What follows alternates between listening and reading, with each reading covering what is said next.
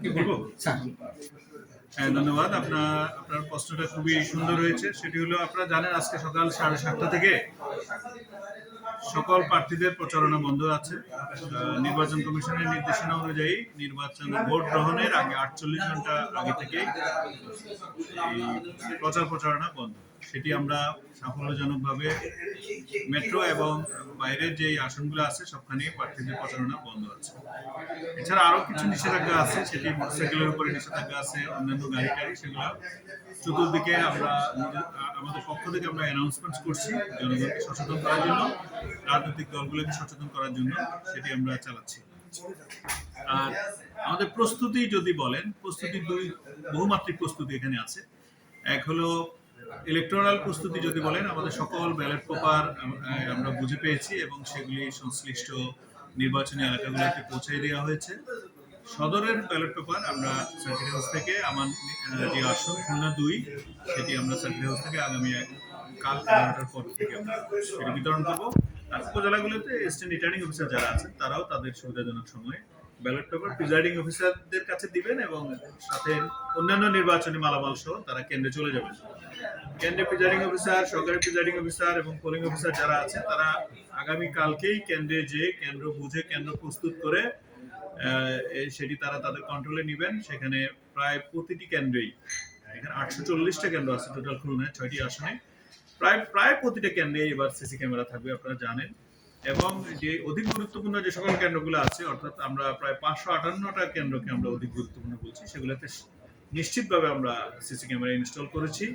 এছাড়া পূর্ব থেকে যে কেন্দ্রগুলোতে সিসি ক্যামেরা আছে সেগুলো সক্রিয় থাকবে, অর্থাৎ এই খুলনার পুরোটাই একটা সার্ভিলেন্সের মধ্যে আমরা এনেছি। কেন্দ্রের ভিতরে সাংবাদিকদের প্রবেশের বিষয়ে আপনারা জানেন, সেখানে মোবাইল নিয়ে তারা যেতে পারবেন, বাট কক্ষের ভিতরে তারা লাইভ করতে পারবেন না। আর গোপন কক্ষ যেখানে, সেখানে ছবি তুলতে পারবেন না, লাইভ করতে পারবেন না। এছাড়া আর অন্য কোনো বিধিনিষেধ নাই, কিন্তু প্রিজাইডিং অফিসারকে নোটিশে দিয়ে, অর্থাৎ তারা ঢুকেই একটা কিছু করে বলতে পারবেন না without consent of presiding officer. আপনারা জানেন প্রিজাইডিং অফিসার দল সেই কেন্দ্রের জন্য। তো এই বিষয়টি ক্লিয়ার হয়ে গেছে। আর আইন শৃঙ্খলা প্রস্তুতির বিষয়ে আমি বলবো, এই বিষয়টি সর্বাধিক গুরুত্ব দেওয়া হয়েছে। এখানে ইন এইড টু সিভিল পাওয়ার অনেকগুলি ফোর্স এবং অনেকগুলি ডিপার্টমেন্ট এখানে কাজ করছে। আমি যদি সামরিক বাহিনীর মধ্যে বলি, সেক্ষেত্রে এখানে বাংলাদেশ সেনাবাহিনী কাজ করছেন। সারা দেশে 1 লক্ষ সেনা মোতায়েন করা হয়ে গেছে। আপনি জানেন আমাদের খুলনাতে প্রায় সহস্রাধিক, অর্থাৎ আমি একজাক্ট ফিগারটি না বলি, এখানে প্রায় 1000-এর বেশি সেনা অফিসার এবং সদস্য ডিউটি করবেন।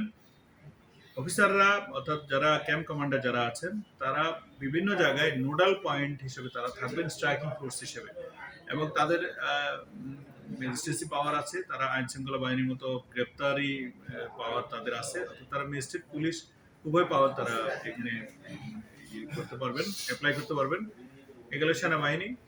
কয়েকটি জায়গায় নৌবাহিনী কাজ করবেন, এখানে সেনাবাহিনী নৌবাহিনী প্যারালাল ফোর্স একই রকম। এছাড়া আছে বিজিবি। আপনারা প্রশ্ন করেছিলেন কি পরিমাণ ডেপ্লয়মেন্ট। প্রত্যেকটা উপজেলাতে কমপক্ষে 2 প্লাটুন করে বিজিবি থাকে, কমপক্ষে। এছাড়া যেখানে আমরা ঝুঁকি বিবেচনা হোক, যাই হোক গুরুত্বের বিবেচনায়, সেখানে আমরা আরো বেশি পরিমাণে ডেপ্লয়মেন্ট করেছি। এই বিষয়টি কিছুটা আমরা নিজেদের গোপনীয়তার স্বার্থে এই মুহূর্তে মিডিয়াকে আমরা বলছি না, বাট যেখানে যেখানে অধিক গুরুত্বপূর্ণ বা ঝুঁকিপূর্ণ আছে সেখানে আমরা বাহিনীগুলোকে এমন ভাবে ডিপ্লয় করেছি যাতে 10 থেকে 12 মিনিটের মধ্যে কেউ না কেউ যাতে হাজির হয়। অর্থাৎ ওখানে আর্মি আসতে পারে, বিজিবি আসতে পারে, কোস্ট গার্ড বলেন, তাছাড়া আনসার বলেন, যারা নির্বাহী ম্যাজিস্ট্রেটের কন্ট্রোলে থাকবে তারা চলে আসবে ইনশাআল্লাহ। তো ভিতরে আমাদের সিসি ক্যামেরা আছে, পুলিশের বডি ক্যামের কথা বলা হয়নি। পুলিশের সমস্ত ঝুঁকিপূর্ণগুলোতে পুলিশের বডি ক্যাম আছে, এগুলো নতুন এবারে সংযোজন করা হয়েছে। ভিতরে আমাদের টোটাল সার্ভিলেন্স আছে, বাইরেও আমাদের সার্ভিলেন্স থাকবে। ওখানে নির্বাহী ম্যাজিস্ট্রেট কাজ করবেন। ইতিমধ্যে 40 জন নির্বাহী ম্যাজিস্ট্রেটকে আমরা ডিপ্লয় করেছি। তাছাড়া জুডিশিয়াল ম্যাজিস্ট্রেট আছেন, সেটিও প্রায় 14 জন আছেন। আগে থেকেই আচরণবিধি যারা আছেন তারা তো আছেনই, জুডিশিয়াল বিচারিক কমিটি তারা সেটি কন্ট্রোল করবেন। এছাড়া সহস্রাধিক এখানে আপনারা দেখছেন পর্যবেক্ষক থাকবেন, সাংবাদিক যারা, মিডিয়া পার্সোনালিটি যারা থাকবেন, আপনারাও থাকবেন। আপনারাও কিন্তু আমাদের অংশ। সুষ্ঠু নির্বাচনে আপনারাও কিন্তু আমাদের এক বড় পার্টনার। তো সেটির আমরা কার্ড বিতরণ করছি এবং কোস্ট গার্ড এখানে আছেন, যেখানে আপনার রিভারিন এরিয়া যেখানে কোস্ট গার্ড কাজ করবেন এবং নৌ পুলিশ সেখানে আছে।